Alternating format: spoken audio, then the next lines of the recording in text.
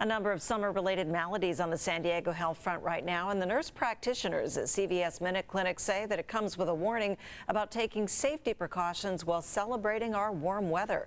Here's this week's What's Going Around.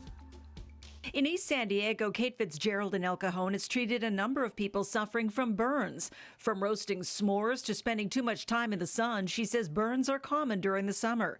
Treatment includes cooling the skin with ice or cold water, keeping the area clean, and applying topical antibiotics to any open areas of skin. Another skin issue in South San Diego, Kasia Lalakata in Chula Vista has seen patients with PARONYCHIA. This is a bacterial infection of the skin around the nail of at least one finger or toe. Symptoms include inflammation, swelling, and pain. Because the infection is bacterial, treatment typically includes oral or topical antibiotics. In central San Diego, Gina Marcone in Mission Valley has diagnosed a number of cases of sinusitis. This is an inflammation of the tissue lining the sinuses. Symptoms include nasal congestion, a green or yellow discharge, and a headache, along with a fever and sore throat.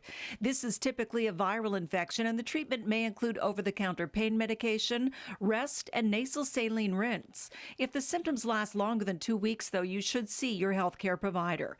And in North San Diego, back-to-school preparations are underway. Agnes Sato in La Jolla has been doing a lot of TITERS tests, which check to see if you're up to date on your vaccinations.